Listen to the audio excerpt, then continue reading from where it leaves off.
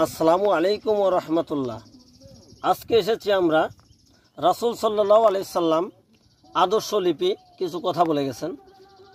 রাসূল সাল্লাল্লাহু আলাইহি সাল্লাম উনি বলেছেন যে প্রত্যেকটি মুসলমানকে কিভাবে আল্লাহকে রাসূলকে পাওয়া যায় তার আখলাক এবং তার চরিত্র নিয়ে কিছু কথা।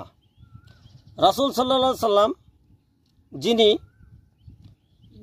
হাজার হাজার বার বলে গেছেন যে আল্লাহকে পেতে হলে, রাসূলকে পেতে হলে আল্লাহর ইবাদত করতে হবে, রাসূলের গুণগান গাইতে হবে। সেটা হলো 5 ওয়াক্ত নামাজ পড়তে হবে, তাসবিহ পড়তে হবে, কোরআন পড়তে হবে। বাল্লিগু আন্নি ওয়ালাউ আয়া।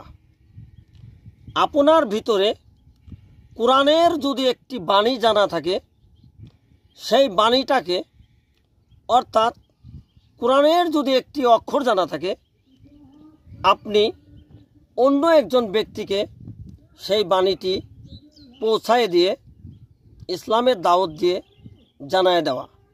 এটাই হলো রাসূলের একটি হাদিস।